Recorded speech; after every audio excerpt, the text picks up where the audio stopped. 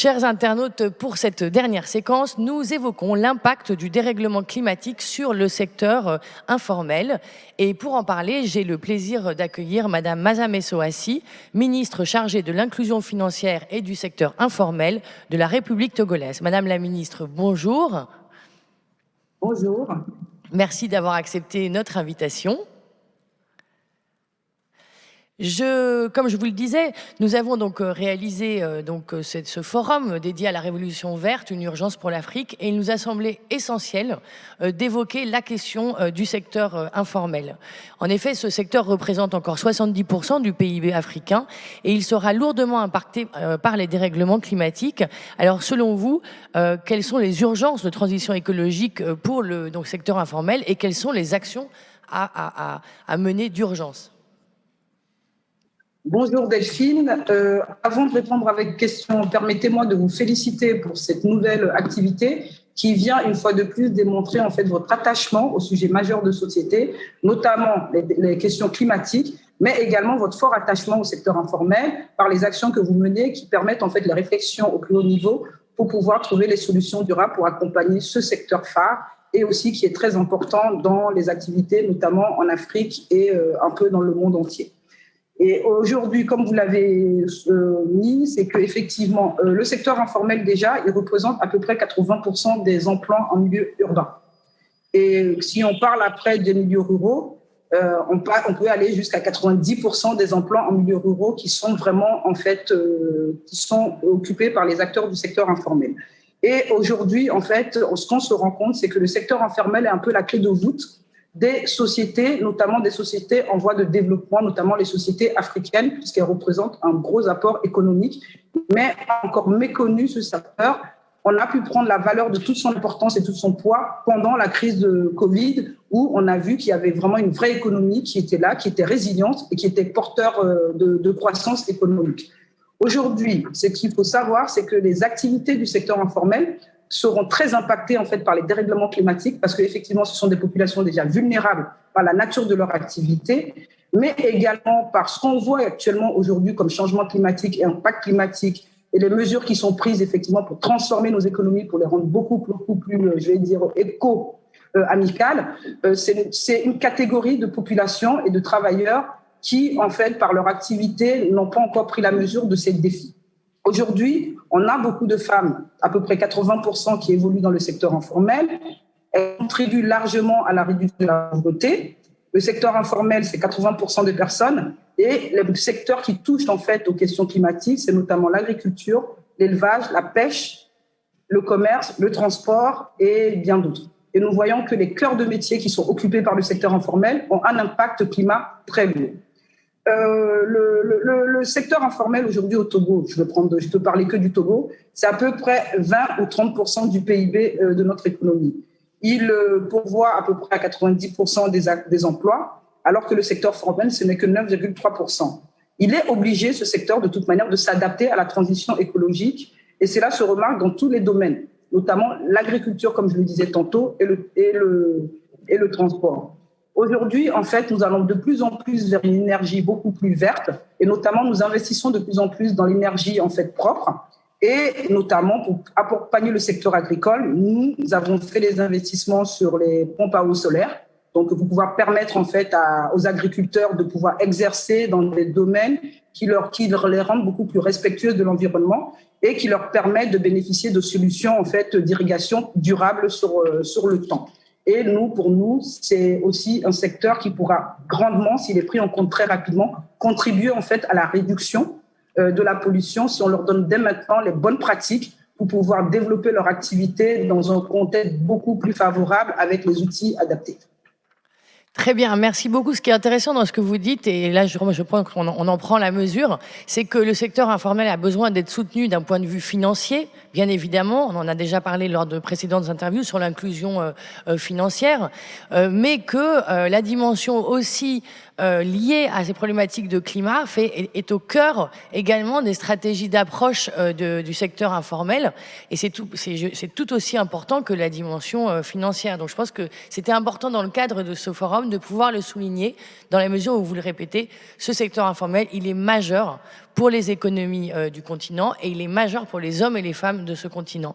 Alors, je voudrais on a beaucoup évoqué dans le cadre du forum, pour essayer de trouver des solutions, la question de la tech. Comment est-ce que la tech peut être au service d'une transformation verte du continent? Du coup, je souhaiterais donc vous poser la question concernant le secteur informel, au regard du rôle catalyseur que joue la tech en matière, donc notamment également d'inclusion financière dans l'autre partie donc de ce qu'on venait de dire, y compris donc au sein du secteur informel. Quelle place devraient occuper les technologies dans les stratégies vertes des États en faveur donc du secteur informel, dans un contexte économique qui érige l'industrialisation en priorité, puisque c'est vraiment la priorité. Et qu'en est-il du Togo? Comme je le disais tantôt, en fait, le secteur informel doit être accompagné, et vous l'avez souligné, sur les aspects financiers, mais sur aussi les aspects techniques. Et aujourd'hui, pour nous, la tech, en fait, c'est à la fois un objectif, mais un outil favorable d'accompagnement. J'ai donné l'exemple des pompes à eau à énergie solaire, mais on a toute une panoplie en fait de réponses appropriées qu'on doit apporter au secteur informel. Je prends par exemple dans nos pays, on a une réalité, c'est les transports à 2 roues qui sont majoritaires et qui représentent en fait un gros parc du transport urbain. Au Togo, aujourd'hui, on a une petite expérience qu'on est en train de développer avec justement les motos électriques pour pouvoir permettre en fait un transport beaucoup plus respectueux de l'environnement qu'on pourra mettre à disposition des acteurs du secteur informel. Donc, dans le cadre de la plateforme industrielle que nous avons montée à quelques kilomètres de la ville, donc la plateforme industrielle d'Atikopé, on a déjà un promoteur qui a installé, qui fait de la fabrication de motos électriques. Et dans les prochains mois, nous allons essayer de mettre ces outils de transport écologique à disposition des acteurs de l'informel qui évoluent. Donc, ça nous permettra à la fois de les structurer, mais de les accompagner immédiatement avec des outils qui respectent l'environnement. Donc, comme je le disais, en fait, l'avantage que nous avons en Afrique aujourd'hui, c'est que sur la partie climatique, nous partons en fait avec un gros avantage sur les autres pays. Nous n'avons pas un parc industriel important, très polluant, et il y a tout à reconstruire chez nous. Nous polluons moins que les autres pays, mais aujourd'hui, avec les critères et aussi les objectifs qui sont mis, notamment en matière de carbone, si nous prenons la mesure maintenant, nos activités, nos cœurs de métier et nos cœurs en fait d'opérateurs qui ne sont pas encore passés à cette révolution industrielle pourront valablement intégrer dès maintenant les problématiques de respect de l'environnement et du climat en intégrant tout de suite dans leur essor économique. Et aujourd'hui, en fait, l'Afrique a tous les atouts pour aller sur des industries beaucoup plus respectueuses de l'environnement, parce que les financements, il faudra qu'on les trouve. Et effectivement, si les efforts sont faits de part et d'autre, les parcs industriels que nous comptons mettre en place en Afrique pour favoriser la transformation agricole, pour transformer tout ce qui est développement économique et aussi pour faire notre boom industriel, nous pouvons dès aussitôt mettre en place un boom industriel. Je vais vous donner juste un petit exemple pour finir mon propos. C'est qu'au Togo, on a aussi une stratégie d'électrification parce qu'on veut passer à 75% de l'électrification de la population d'ici l'horizon 2025. Mais ce que nous avons mis au cœur de cela, déjà il y a 1 an, nous avons lancé un programme qui s'appelle le programme CISO, qui est un programme d'énergie verte, donc d'énergie solaire. Donc pour pouvoir passer par l'électrification, nous avons fait déjà le choix d'une énergie renouvelable et verte. Nous avons déjà également la centrale solaire, donc qu'on appelle la centrale solaire de Bita, qui est en fait aujourd'hui un très grand parc solaire. Donc nous avons déjà intégré dans nos politiques de développement, puisque l'énergie aussi est un défi de l'industrialisation, nous avons déjà fait le choix d'énergie alternative, ce qui permettra en fait à tous les acteurs économiques industriels qui viendront s'installer d'avoir en fait déjà un contexte et un cadre qui est respectueux de l'environnement, donc à la fois pour les acteurs informels, mais également pour les acteurs non informels qui voudront en fait passer le pacte de l'industrialisation au Togo. Mais pour nous, la digitalisation et la tech est intégrée dans tous ces mécanismes parce qu'ils associent les deux pour pouvoir avoir en fait une meilleure combinaison de tout cela. Très bien, merci beaucoup Madame la Ministre pour vos propos et pour avoir accepté notre invitation. Et on passe à la séquence suivante. Merci.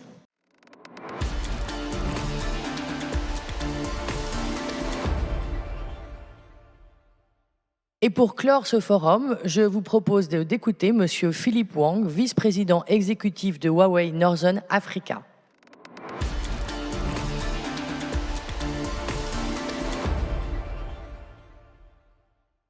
Bonjour à tous et à tous. Je suis très heureux et honoré de clôturer ce forum sur la révolution verte organisé par la Tribune Afrique. Effectivement, la révolution verte devient une urgence pour l'Afrique. Cette urgence est dans tous les domaines qu'on a vus aujourd'hui, en matière de biodiversité, de transformation verte, dans l'industrie, de finances vertes, de l'agriculture durable et de secteur informel. Priorité des plus urgente, la transformation agricole doit être au cœur de l'agenda politique des gouvernements africains afin de relever les défis de l'insécurité alimentaire, du changement climatique, du chômage des jeunes et de la croissance économique. Si la croissance démographique du continent est souvent considérée comme un potentiel de développement immense, elle représente aussi une bombe à retardement si rien n'est fait pour améliorer la productivité de l'agriculture. En fait, les gouvernements africains expriment de plus en plus leur intention d'accélérer la croissance agricole, perçue comme un moteur économique de développement inclusif et durable. La prise en compte de ce sujet et de la lutte contre le réchauffement climatique est notamment visible à travers l'organisation de la COP27 qui se tiendra en Égypte en 2022. Cette nouvelle COP traduit notamment la volonté d'unifier l'Afrique dans un futur résilient. Dans notre groupe, Huawei a justement la conscience de cette urgence. Nous sommes persuadés que l'Afrique pourrait bénéficier des innovations techniques afin de promouvoir une agriculture durable et résiliente, et que la numérisation pourrait changer la donne en dopant la productivité, la rentabilité, la résilience au changement climatique et offrir aux jeunes et aux femmes des perspectives plus nombreuses. Nous militons pour que le numérique puisse aider et favoriser l'émergence d'un développement plus durable dans tous les secteurs. Par exemple, au Cameroun, Huawei a lancé la solution rurale solaire qui combine le réseau rural et l'énergie solaire en formant un écosystème complet comprenant l'agriculture, l'électricité et les applications mobiles. Cela a notamment permis d'aider plus de 350 villages avec plus de 40 000 ménages à échapper à l'obscurité. Il y a bien sûr plusieurs d'autres pays africains qui ont bénéficié de cette solution innovante. En Éthiopie, par exemple, Huawei a déployé plus de 400 sites solaires grâce à la numérisation, IA et les technologies avancées de stockage de l'énergie verte. On a économisé plus de 12 millions de litres de carburant diesel par an et réduit aussi les émissions de carbone plus de 2850 tonnes chaque année. Cette solution a obtenu le prix de la meilleure solution d'énergie durable verte au Forum Africa.com. Le numérique est à même d'améliorer la productivité des emplois existants et d'en créer d'autres. Sur ce sujet, Huawei promet activement les investissements dans la jeunesse à travers différents projets sur l'éducation et la formation des jeunes talents. Afin que la révolution verte puisse pleinement advenir en Afrique, il est indispensable de rassembler les acteurs publics et privés dans un partenariat, notamment d'augmenter les ressources humaines et matérielles et les savoir-faire nécessaires.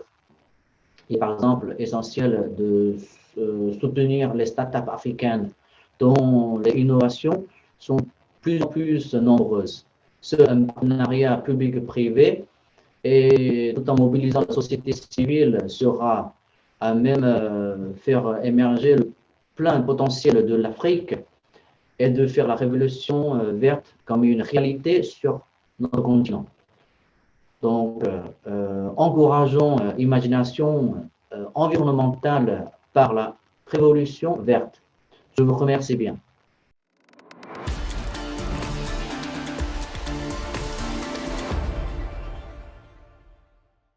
Chers internautes, je vous remercie de nous avoir suivis. Merci à nos partenaires Huawei et la mairie de Paris.